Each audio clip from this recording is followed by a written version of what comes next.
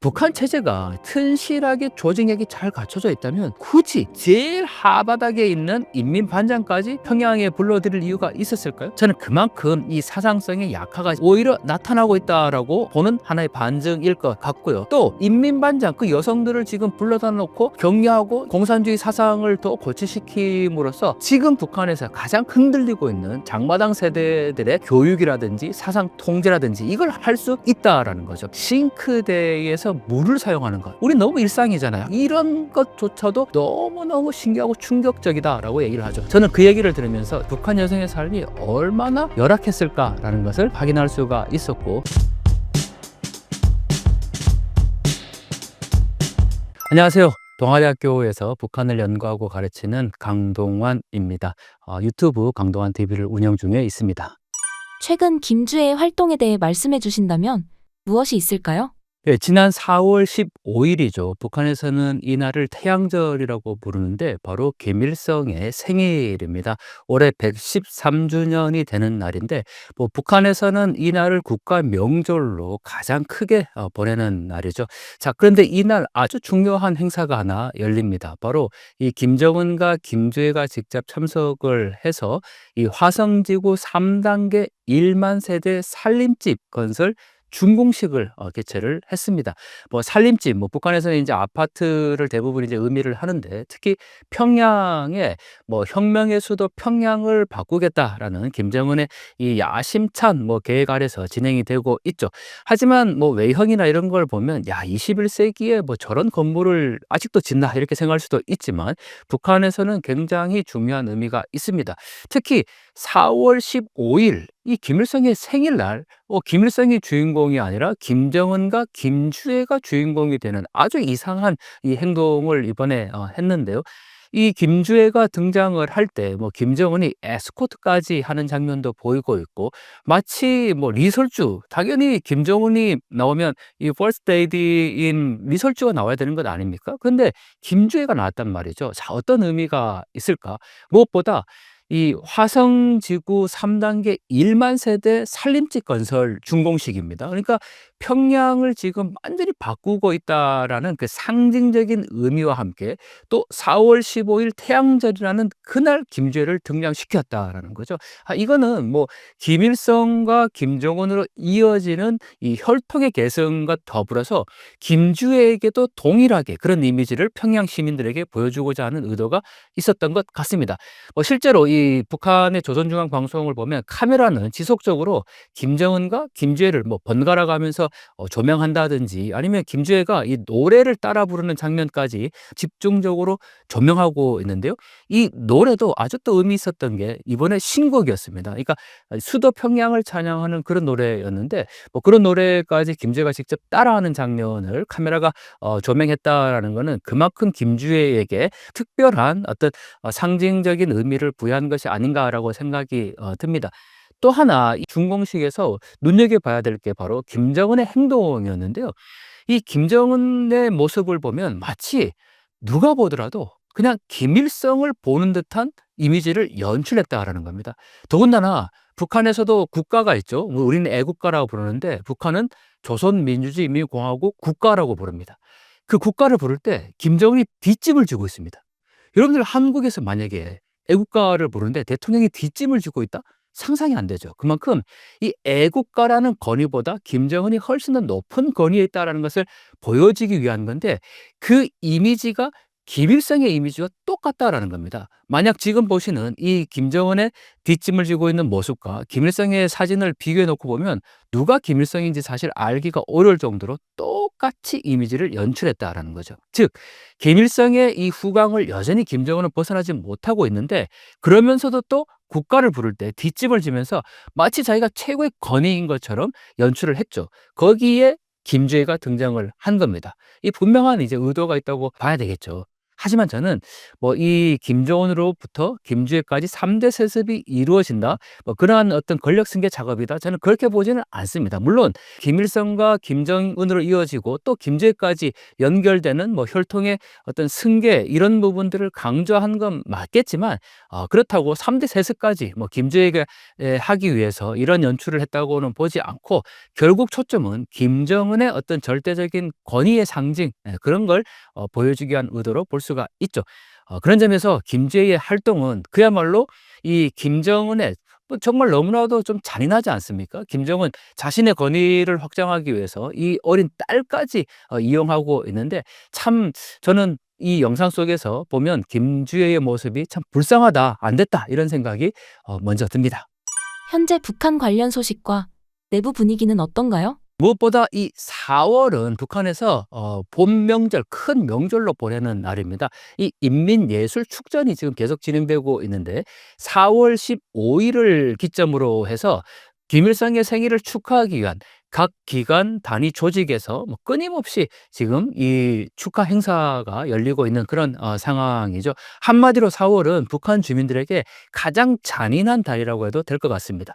우리는 4월이 어떻습니까? 뭐 새봄의 싱그러움과 또 뭐 벚꽃도 피고 너무나도 아름다운 그런 계절의 이 정치를 맡게 되는데 북한에서의 4월은 이 태양절을 중심으로 다 이루어지기 때문에 북한 주민들에게는 동원으로 인한 가장 고된 날들이 되고 있다라는 거고 또 하나 북한도 이제 뭐 농사를 당연히 지어야 되니까 가장 바쁜 이 농사철을 또 맞게 되는 거죠. 결국 이 봄, 네, 따스한 봄날이 북한 주민들에게는 결코 따스하지 않다라고 볼 수 있는 달입니다.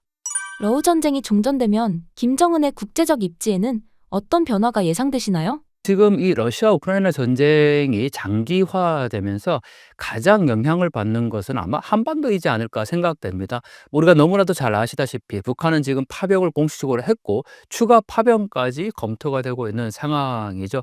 하지만 한국은 지금 이게 뭐 강 건너 불구경하듯이 남의 나라 문제가 아니라 바로 우리의 문제이지 않습니까? 그런데도 국내 정치가 지금 이렇게 너무나 혼란스럽다 보니까 제대로 대응을 하지 못하고 있는 상황인데 이 북한과 러시아가 지금 긴밀하게 연계되고 있다라는 것은 우리로서는 굉장히 치명적인 일입니다. 왜냐하면 무엇보다 이 북러 간의 조약에서 어떤 교전 전쟁이 발생할 경우에 즉각적으로 개입할 수 있다라는 조항까지 지금 신설이 됐고 또 북한 당국이 경제적으로 너무 어려운 상황인데 이 생명줄을 바로 러시아가 지금 지어버렸다라는 거죠.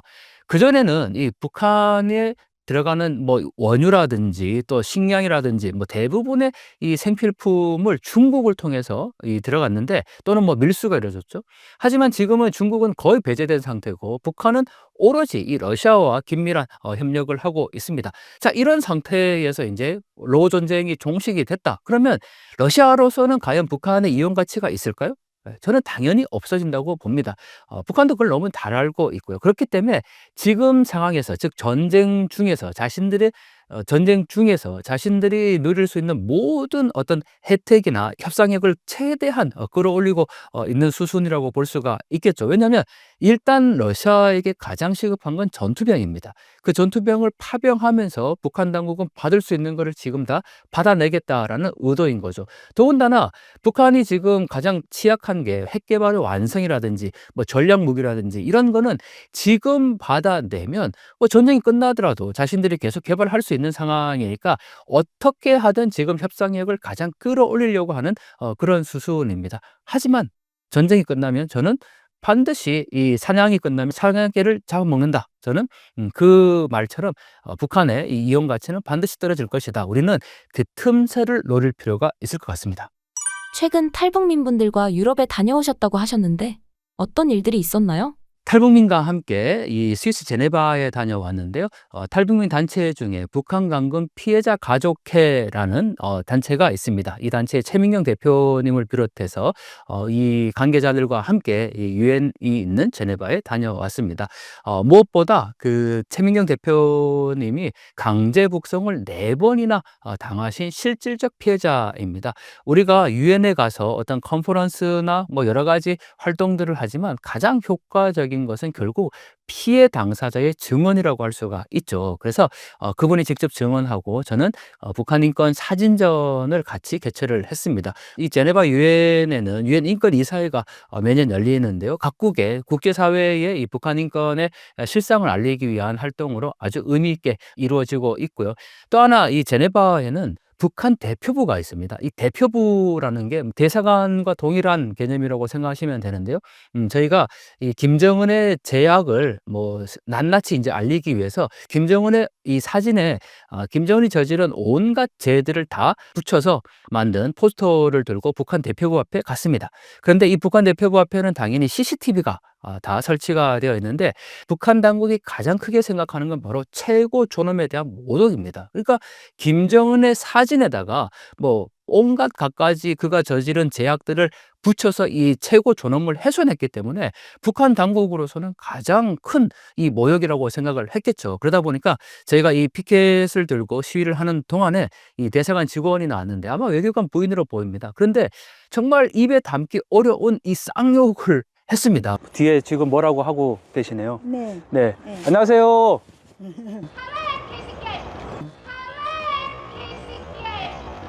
네, 욕하지 마세요. 네. 네.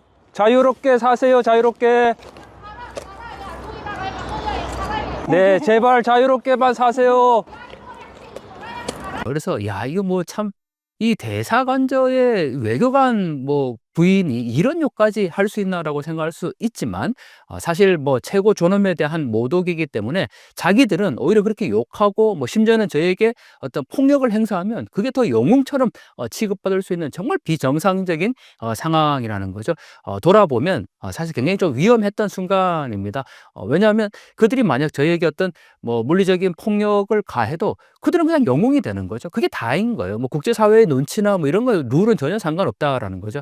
그런 점에서 저희가 좀 조심스럽긴 했지만 그래도 이 국제사회에 이 김정은의 제약을 낱낱이 알리겠다라는 그런 마음으로 찾아갔고 또 많은 분들이 거기에 공감해 주셔서 김정은의 이 제약들을 낱낱이 좀 세상에 알릴 수 있었죠.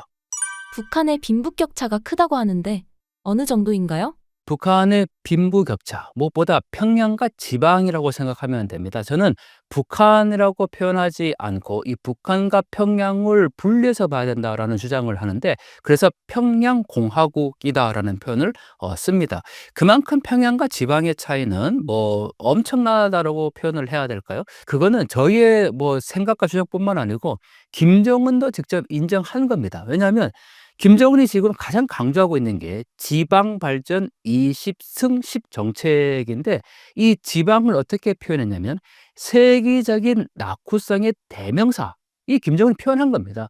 그 정도로 이 북한에서 평양 외에 뭐 평양도 사실 말할 것 없죠. 뭐 북한 전체적으로 어떤 전기 부족, 식량 부족 뭐 이건 기본적으로 북한 경제의 현실이라고 실태라고 볼 수가 있는데 그나마 이 평양은 조금 나은 편이고 지방은 기본적으로 사람이 살아갈 수 있는 뭐 전기, 주택, 뭐 심지어는 식량 자체가 부족한 거니까 이 빈부격차라는 것은 뭐 너무나도 이 북한 주민들에게는 고통스러운 일이라고 할 수가 있습니다.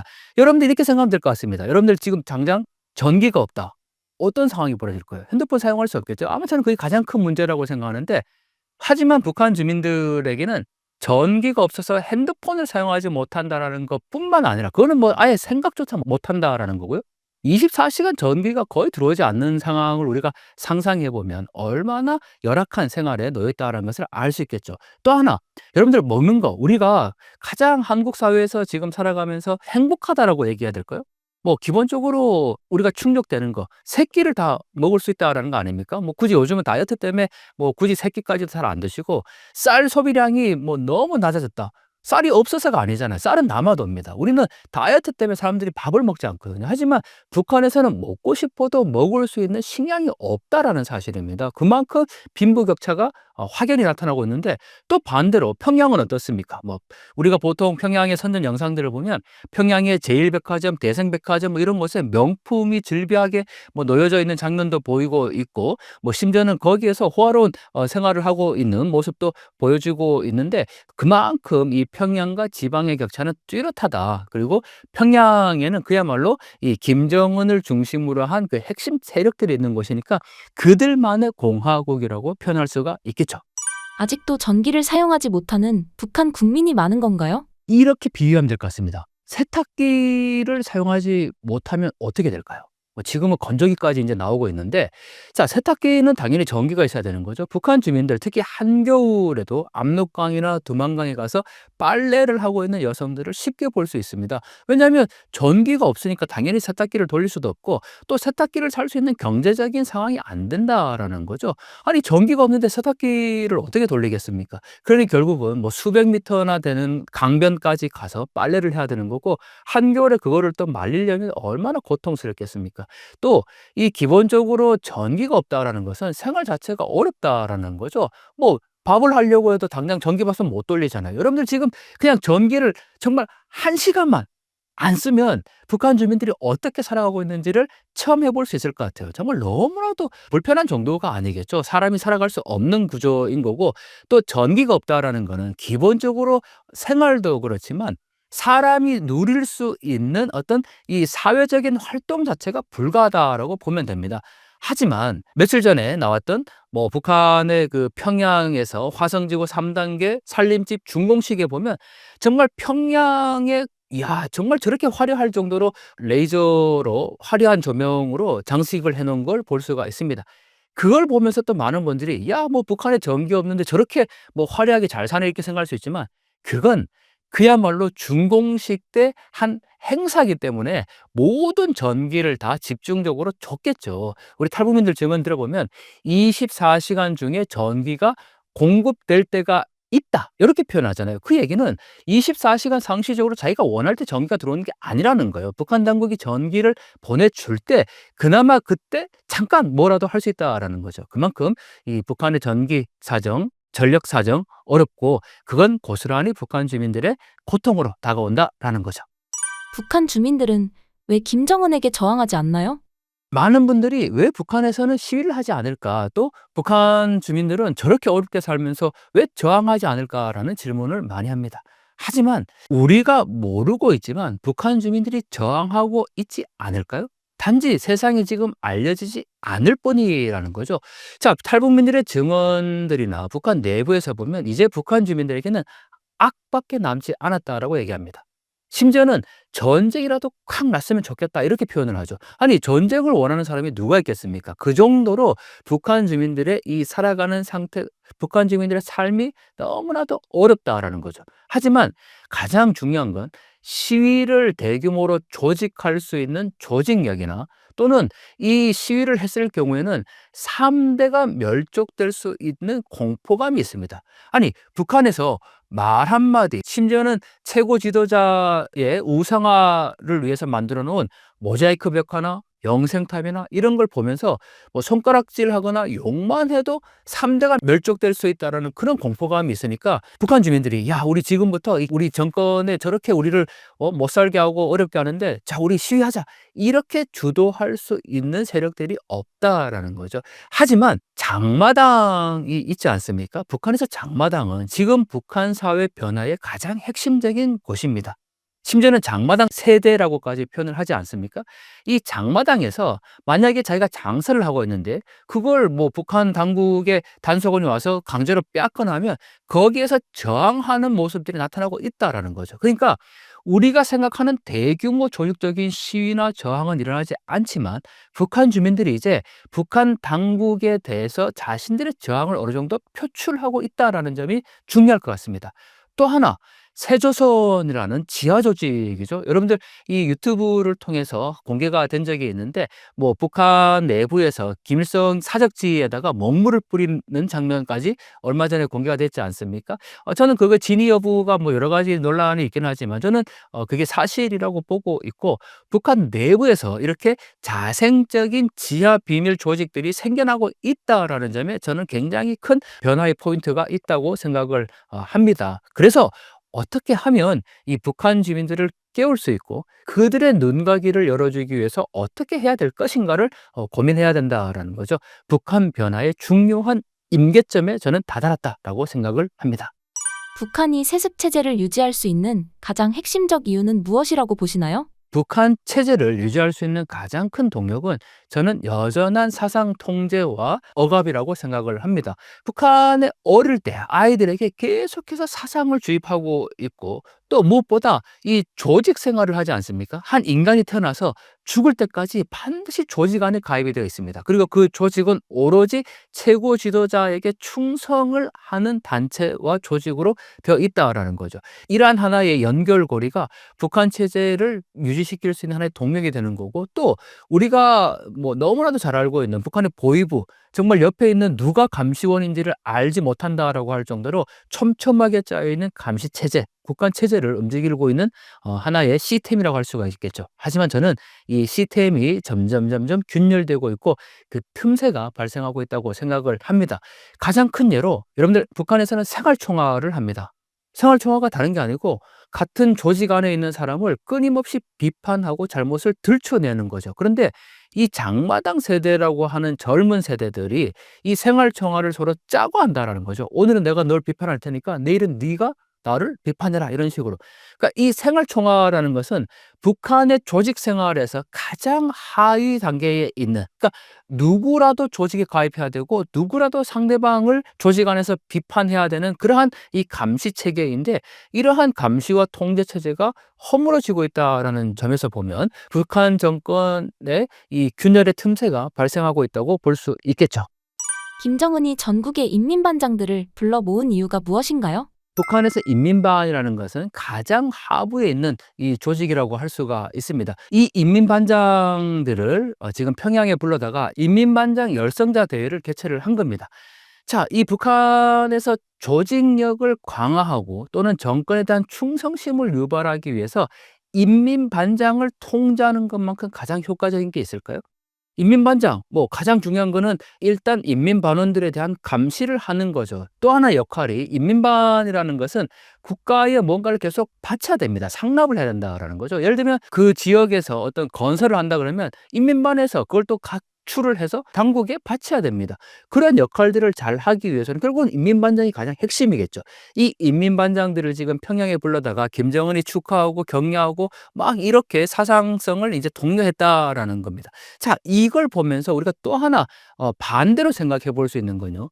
북한 체제가 지금 만약에 아래에서부터 튼실하게 조직력이 잘 갖춰져 있다면 굳이 이 제일 하바닥에 있는 인민반장까지 김정은이 평양에 불러들일 이유가 있었을까요? 저는 그만큼 이 사상성의 약화가 지금 오히려 나타나고 있다라고 보는 하나의 반증일 것 같고요. 또 인민반장의 대부분은 여성들입니다. 북한에서는 어머니가 투철한 공산주의자라야 자녀를 공산주의 혁명가로 키울 수 있다, 이렇게 표현하거든요. 그러니까 인민반장, 그 여성들을 지금 불러다 놓고 격려하고 이런 어떤 공산주의 사상을 더 고취시킴으로써 지금 북한에서 가장 흔들리고 있는 이 MZ세대, 장마당 세대들의 교육이라든지 사상 통제라든지 이걸 할 수 있다라는 거죠. 바로 그런 효과를 김정은은 노렸지 않을까 생각을 합니다. 북한에서 여성으로 사는 삶은 어떤가요? 북한 노래 중에 여성은 꽃이라네라는 제목의 노래가 있습니다. 이 노래 가사에 보면 여성은 꽃이라네, 뭐 나라의 꽃이라네, 그대가 없으면 생활의 한 자락이 비어 있다, 뭐 이렇게 이제 표현을 하거든요. 그러니까 여성의 존재를 굉장히 부각시키는 것 같습니다. 심지어는 뭐 남녀 평등 뭐 이런 것까지 이제 강조를 하고 있고, 또 뭐 국제 부녀절, 또 어머니의 날 뭐 이렇게 제정하고 있습니다. 하지만 북한 여성들의 실제 삶은 너무나도 열악합니다. 제가 이 중국에서 만났던 북한 주민 있는데 제가 이런 질문을 했습니다. "세상에서 가장 그러면 북한 주민이 불쌍하겠네요." 이렇게 얘기했더니 아니라는 거예요. 그래서 제가 "아 왜요?" 그랬더니 "세상에서 가장 불쌍한 사람은 북한 주민이 아니고 북한 여성입니다." 이렇게 표현을 합니다. 그러니까 북한에서 여성으로 살아간다라는 거, 이 혁명의 한쪽 수레바퀴라고 표현을 하니까 국가의 어떤 일도 여성이 해야 되는 거고 가정 경제도 책임져야 되는 거죠.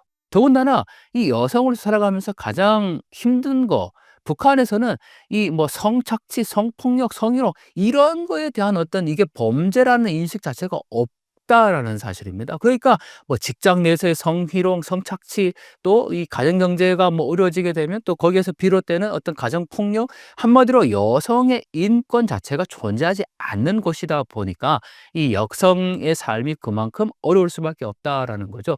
아니, 한 여성에게 "너 조선노동 당을 위해서 일해야 돼. 뭐 뭐라도 바쳐야 돼."라고 얘기를 했어요. 근데 그 여성이 또 가정 경제도 책임져야 돼요. 여러분들 장마당에 나가서 장사를 하는 사람이 남성입니까? 여성입니까? 북한 여성이거든요. 그러니까 가정 경제 책임져야 되죠. 또 뭐 북한 당국에서 각출하는 게 있으면은 그걸 또 내야 되는 것도 여성이죠. 뭐 한겨울에 거름 전투라고 이 북한에서는 비료가 부족하니까 인분을 밭에 갖다 뿌려야 됩니다. 이 작업 한국에서는 사실 그냥 뭐 농기계가 하거나 농기계를 사용하면 금방 할 수 있는 일이에요. 할 적이 없으니까 여성이 일일이 그거를 썰매 같은 데다가 똥을 실어서 밭에 갖다 뿌리는 작업을 합니다. 그게 정말 사람의 일은 아니잖아요. 그런 모든 작업들이 여성의 몫이라는 겁니다. 거기에다가 또 공산주의형 인간을 만들기 위해서 어머니의 역할이 중요하다. 도대체 역할이 몇 개예요, 여성이. 그래서 저는 북한 주민들이 정말 불쌍하지만 더 나아가서 북한 여성의 삶은 더 열악하다라고 표현할 수가 있죠. 탈북민 분들이 한국에 와서 가장 큰 차이를 느낀 것들은 어떤 게 있을까요? 많은 탈북민들이 특히 이제 여성 가운데 한국에 지금 입국한 탈북민 수가 35,000명을 넘어섰습니다. 그중에 70%가 여성이라는 사실이 중요한데요. 이 70% 여성 가운데 다시 70~80%는 중국에서 생활을 하다 온 여성일 가능성이 굉장히 높습니다. 이 중국에서 생활을 했다라는 거는 인신매매를 당했을 가능성이 높은데요.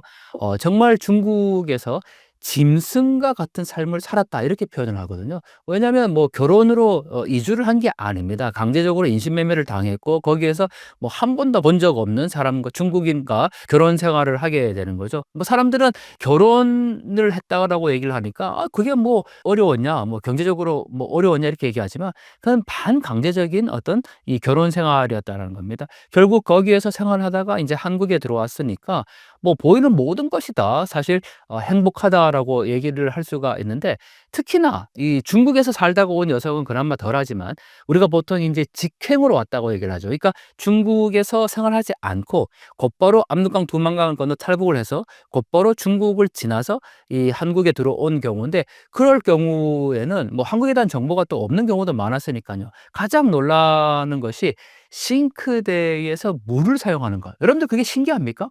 우린 너무 일상이잖아요. 하지만 이 수도꼭지를 이렇게 왼쪽으로 돌리면 뜨거운 물, 오른쪽으로 돌리면 찬물, 이런 것조차도 너무너무 신기하고 충격적이다라고 얘기를 하죠. 저는 그 얘기를 들으면서 야, 이 북한 주민들의 삶, 특히나 북한 여성의 삶이 얼마나 열악했을까라는 것을 확인할 수가 있었고, 또 여성으로서 권리가 있다라는 거. 우린 그거를 인권의 개념에서 여성권이라고 얘기를 하는데 사실 우리도 여성권이 있다는 걸 잘 몰라요. 그렇지만 인권에 분명히 여성권이라는 권리가 있습니다. 이 북한 주민들이 한국에 와서, 북한 여성들이 한국에 와서 "내가 여성권을 누린다." 이렇게는 얘기하지 않습니다. 하지만 여성으로서, 인간으로서 내가 인식된다라는 그 자체에 사실 굉장히 충격을 받는다라고 얘기를 하죠.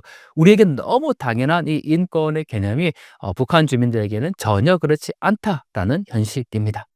북한에 퍼져 있는 한국에 대한 잘못된 소문은 어떤 게 있을까요? 사실 지금은 이제 한국의 영화나 드라마가 많이 북한에 확산이 되고 있습니다. 특히 뭐 양강도 해산이라든지 또 신의주 뭐 이런 지역들은 중국과 국경을 접하고 있는 곳이기 때문에 이 한국 영화나 드라마를 통해서 많은 북한 주민들이 한국에 대한 정보를 얻고 있죠. 하지만 뭐 이전까지만 하더라도 이 탈북에 대한 두려움이 있습니다. 여전히 지금도 마찬가지고요. 정말 한국의 영화나 드라마를 보고 한국이 잘 산다는 것도 알아요. 자유가 있다는 것도 압니다. 하지만 탈북을 결심하기까지는 너무나도 많은 변수가 있다라는 거죠. 가장 큰 게 '내가 한국에 가면 잘 살 수 있을까?'라는 일단 의문이 있는 거고요. 또 하나 북한 내부에서는 이런 소문이 있습니다. 내가 한국에 가게 되면 우리로 말하면 북한에서 이제 보위부인데 우리는 국정원 정도 되겠죠. 국정원에 들어가서 조사를 받고 모든 정보를 다 빼낸 다음에 뭐 "나를 죽일 것이다." 이런 인제 정보가 있다라는 거죠. 그래서 쉽게 이 탈북을 결행하기는 어렵다라는 겁니다. 예전에는 한국이 경제적으로 부유하거나 또는 자유와 민주주의가 있다거나 이런 것조차도 몰랐어요. 하지만 지금은 어느 정도 이 한국의 영화나 드라마 외부 정보가 유입되면서 그러한 것까지는 어느 정도 인제 파악을 하고 있다라는 거죠. 하지만 실제로 생활을 안 해 봤잖아요. 실제 체험을 안 했잖아요. 그렇기 때문에 '야 정말 이게 사실일까?' 이런 의문이 있다라는 거죠. 그런 점에서 지금 한국에 와 있는 탈북민의 증언들이나 또 탈북민들의 가족들이 여전히 북한에 남아 있기 때문에 이들의 소식들을 북한에 전한다라는 거는 굉장히 중요한 의미가 있습니다. 우리가 아무리 좋은 콘텐츠를 만들어서 한국이 경제적으로 부유하고 자유가 있고 인간은 기본적으로 인권을 누리며 살아가야 됩니다. 이렇게 보내는 거랑 실제 탈북민이 한국에 와서 "내가 여기 와서 살아 보니까 이러이러한 점이 정말 좋다. 그리고 북한에 있을 때 뭐 국정원 가면 정보 빼고 다 죽이고 심지어는 복숭아뼈 밑에다가 무슨 칩을 넣어서 뭐 그게 뭐 정보를 다 빼가고" 이런 인제 소문들이 있었는데 탈북민이 와서 직접 생활한 거를 그대로 가족들에게 또는 이웃들에게 전달하면 그게 사실이 아니라는 것을 알게 되기 때문에 저는 그 정보의 확산이 굉장히 중요하다고 생각을 합니다. 트럼프 당선에 대한 김정은의 현재 속내는 어떨까요? 이 한반도 문제는 사실 남한과 북한만의 문제는 당연히 아니죠. 국제 정세와 같이 연동될 수밖에 없습니다. 이 한반도 문제의 가장 핵심은 지금 2기 트럼프 행정부라고 할 수가 있는데 자 김정은의 속내는 과연 어떨까요? 이 트럼프와 한번 만난 경험이 있지 않습니까? 그래서 뭐 트럼프는 지금 계속해서 뭐 이 대선 과정에서도 그랬지만 김정은과 친분을 가시하면서 마치 자기가 이 집권하게 되면 김정은과 정상회담을 다시 할 것처럼 얘기를 했는데 김정은은 과연 여기에 응할까요? 저는 단기적으로 그렇게 보지는 않습니다. 왜냐하면 지금 한반도 또는 더 나아가서 국제 정세의 가장 큰 핵심은 바로 러우 전쟁입니다. 북한이 유일하게 지금 중국까지도 배제하면서 이 힘을 얻고 있는 곳은 러시아입니다. 이 러시아와 미국의 관계가 좋지 않거든요. 그러면 과연 김정은은 지금 이 러시아로부터 모든 경제적인 지원, 심지어는 자기들의 이 전투병 패분까지 이루어지고 있는 이 긴밀한 관계 속에서 갑자기 뭐 트럼프와 정상회담을 통해서 양자 간의 어떤 적당한 줄타기를 한다? 저는 그 정도까지 가기에는 북한 상황이 지금 너무 절박하다라는 겁니다.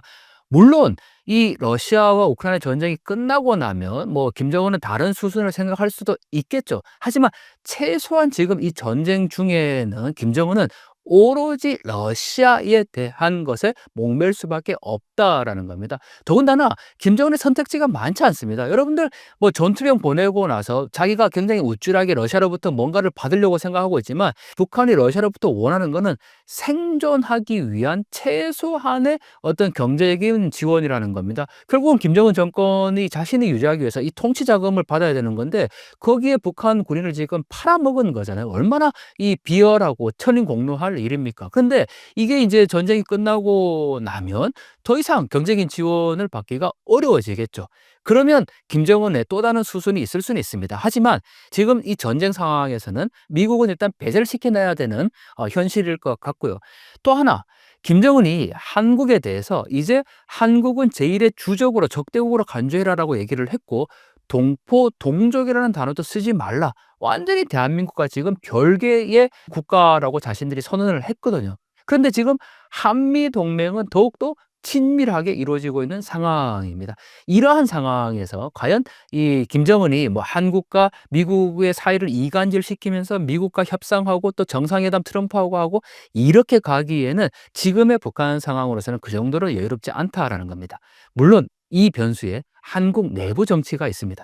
지금 이제 대선 전국인데 향후에 어떤 정권이 대한민국에 들어설지에 따라서 김정은의 행보는 또 달라질 수밖에 없을 것입니다. 만약에 북한에 굉장히 친북적인 입장을 취하는 정권이 들어선다고 하면 이 남북 관계가 급속도로 가까워질 수 있겠죠. 그러면 당연히 뭐 과거에 했던 문재인 정권에 했던 이 북미 간의 협상과 또 그 가운데서 한국의 중개 역할 뭐 이런 어떤 이 스탠스가 이러한 모양새가 나타날 수는 있을 것 같습니다. 하지만 지금 당장 이 북한이 트럼프와 협상하거나 그렇게 보지는 않고 트럼프 입장에서도 미국 우선주의지 않습니까? 지금은 미국 내부 문제 또는 뭐 경제나 뭐 관세 이런 거에 지금 초점을 두고 지금 정책을 추진하고 있기 때문에 북한 문제는 조금 우선순위에 밀려 있는 상황이라고 할 수가 있겠죠. 그래서 단기간에 어떤 뭐 북미 간의 정상회담 여기까지는 저는 가지 않을 거라고 생각을 합니다.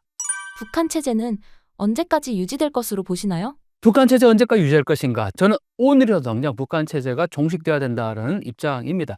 여러분들 북한 정권은 세계 최악의 독재 국가입니다. 그걸 부정해서는 안 됩니다. 그리고 저는 독재 국가라고도 사실 표현하고 싶지 않은데 독재 집단이라고 해야 되겠죠. 여러분들 세계 어디에 3대 세습이 이루어지고 있고 그것도 혈통에 의해서 이루어지는 곳이 어디 있습니까? 세계 어디에 정치범 수용소가 있고 세계 어느 곳에 저렇게 인민들을 말살하고 경제적으로 먹는 문제조차도 해결하지 못하는 곳이 어디 있습니까? 그런 곳에서 개혁개방하지 않고 계속해서 국경을 걸어 잠그고 자신들만의 그 철권 통치를 지금 하고 있다라는 거죠. 이 북한 체제의 종식, 저는 북한 내부에서 북한 주민들의 힘을 키워줘야 된다고 생각을 하는데요. 우리가 전쟁을 할 수는 없는 상황이지 않습니까? 하지만 전쟁을 하지 않고 상대방을 무너뜨릴 수 있는 가장 좋은 방법이 있습니다. 여러분들 트로이 목마 생각하시면 가장 이해가 빠를 것 같은데요. 북한 주민들에게 한국이 경제적으로 잘 살고 인간이 인간으로서 살아갈 수 있는 기본적인 자유와 민주주의와 인권의 개념을 북한 주민들에게 전해주고 그 주민들의 결속력을 키워낼 수 있는 방법을 더 강구해야 된다라는 거죠. 결국 북한 주민들은 눈과 귀를 열어주는 것이 저는 북한 체제 변화에 굉장히 중요한 동력이라고 보고 있고 그런 점에서 우리가 지속적으로 국제사회에 북한 인권의 이 실상을 알려야 됩니다. 뭐 조용한 외교라고 또 예전에는 표현했었는데 아니 조용한 외교가 어떻게 가능합니까? 북한의 김정은이 이 인권을 탄압하고 있다라는 사실을 국제사회에 널리 알려야 되는 거죠. 그리고 국제사회의 많은 지지와 협력을 이끌어내서 이걸 통해서 북한을 압박하는 것이 저는 가장 효과적인 방법이라고 봅니다. 실제 지난 리1규 쿠바 참사가 증언했지 않습니까? 북한 당국이 국제사회에서 논의되고 있는 북한 인권 개선 활동에 대해서 어떻게 대처할지에 대해 고민하라는 외교 문건까지 있었다라는 게 밝혀졌으니까요. 그런 점에서 우리가 이 작은 외침, 가녀린 외침이지만 저는 그게 북한 정권에 심각한 타격을 줄 수 있고 북한 체제 변화에 영향을 줄 수 있다고 생각을 합니다.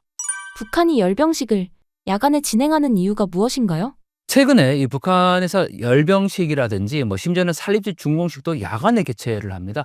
야간에 한다라는 것은 가장 효과적인 게 있겠죠. 바로 조명입니다. 뭐 심지어는 대규모 드론이라든지 또 대형 건물에 이 화려한 장식, 조명 장식을 통해서 마치 축제를 즐기는 듯한 그런 장면을 연출하고 있다라는 거죠.